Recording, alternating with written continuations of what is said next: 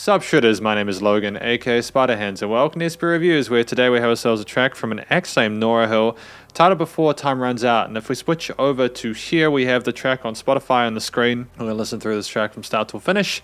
I want to hear what we think.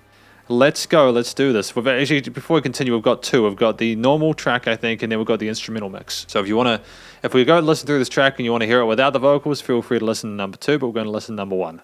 This can be the real world I'm living in. Okay, really interesting take, having the vocals start immediately with the sound of the bass and the drums and the guitar part.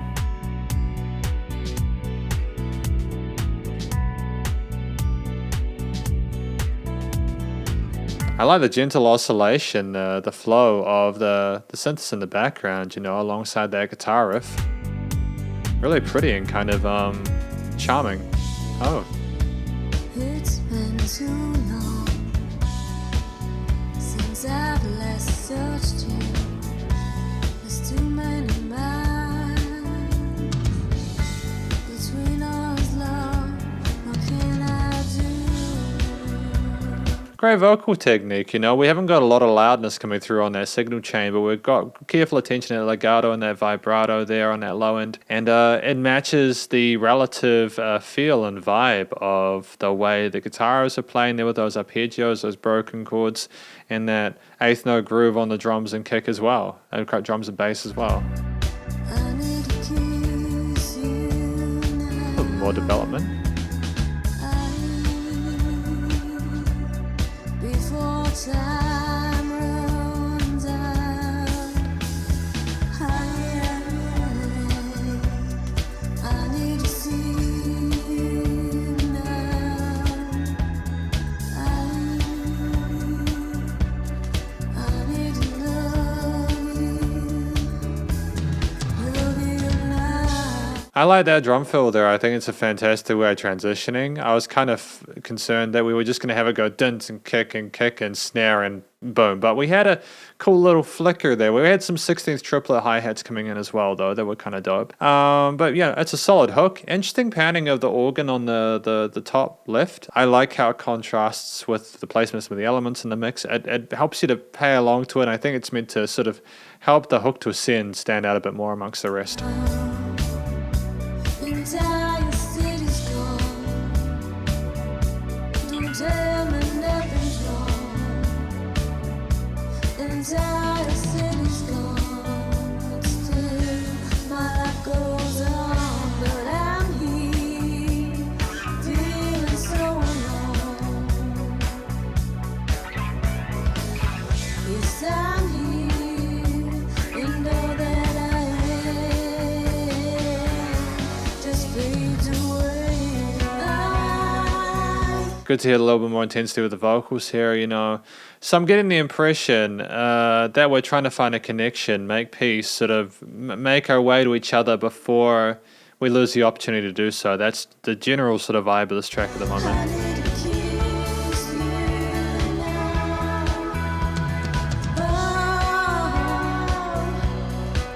Oh, Nice use of repeaters there, filling that space. Okay, so we've got a live panning sort of to the drums. That's cool. That's a smart move. Nice palm, the picks, the guitars there.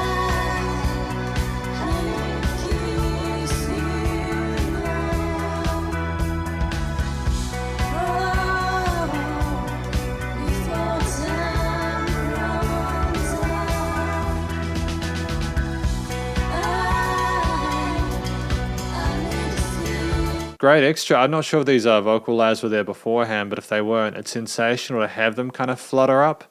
It's give them an extra bit of space there, you know. It really elevates it beyond what we had in the verse. And that's exactly what you need to do in a hook, even if the relative loudness of the rest of the instruments isn't necessarily different. I like how we're not committing to strum chords on those strings either. Adds a sense of continuity to it and sense of movement. Oh, fantastic fill work there. I'm liking the fact we aren't sleeping on that. That's excellent, you know. If you've got a whole drum kit, why not use it? Because this is the conclusion of my review of Before Time Runs Out, the non-instrumental version by Norrá Hill. What do I think this track is about? I think this track is about in that hook, wanting to kiss you now. You know, we are a distance apart from someone, and we really need to get across that line. We really need to get to each other, either physically or figuratively, so that we can connect and show that passion for another.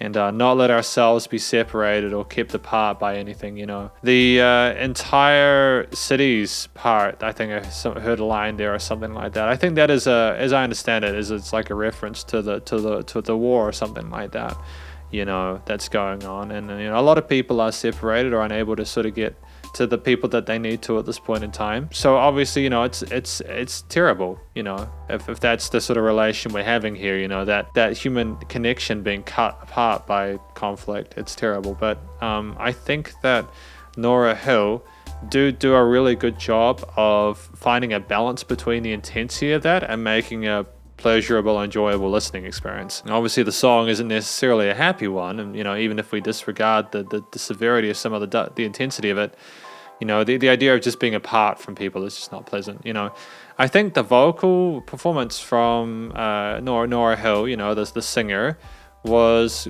great. I think that it suited the way the lyrics were told. I think that the story there that was compelling and engaging. I think that just the general note choices we had with those melodies, combined with the technique and the harmonies and the hooks, and how we knew sort of when to go big or when to not.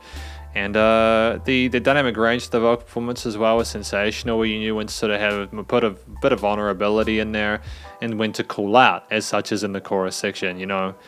There was careful awareness paid to knowing when it was appropriate to do what. It shows experience, great use of great vocal technique as well, comfortable between their head and chest voice as well. Again, the harmonies show a fundamental understanding of music theory and composition, which carried across to the motif here. We had some complexity to those triads that were being played in that harmony section. The song sounded like it was lingering and longing for something, with the harmonies that never really sounded as if they were going to resolve and never really went to a happy place. It almost seemed uncertain for the vast majority of the time whether we were actually going to get to each other. That's what the motif spoke to me. I mean, at 3 minutes, I don't think it was enough time to find resolution within that. While I liked the fact we had different chord progressions and bass lines, you know, that was cool. It's great to have that shortness, I suppose, of the song, simply for the sake of it being a single, you know, because a lot of people don't have the attention span nowadays to listen to something beyond 4 minutes unless it's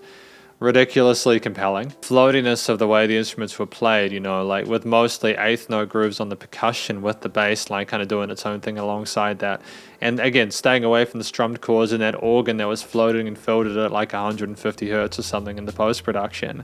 You know, it seemed like we were almost listening to the specters it once was. I think we really only got some downtime when those drum fills came in, just to sort of bring us back down out of the skies. It was a really great combination of different elements to bring a sort of sense of melancholy and a complexity there that was mirrored, I think, by the way the vocals were performed, and they colored the chords and everything else and different melodies in a way that made it more somber and genuine. The production, the recording, mixing, and mastering, you know, the performance was absolutely splendid. There was not a single note out of place. There was great chemistry between the members of the group. You could tell that they've been playing together for a while. It sounded like a very clean performance. And the production, recording, mixing, and mastering was splendid. I mean, like the quality of the vocal recording, as well as the way the effects chain worked with those reverbs and everything like that, and the repeaters and the hook was fantastic. The other instruments in the mix, like the guitar, bass, drums, and organs, were all sort of filtered and EQ'd really well. No complaints there. You know, from a production perspective, it was very professional. It you know, the leveling was well done. There weren't any sort of weird resonances in the frequency spectrum, and things were nice and wide in the stereo field. I don't really have a lot of complaints about it. Like, I quite like it. I think technically it's a great track. It depends on how well you sort of, I suppose, relate yourself, and you know, is it relatable?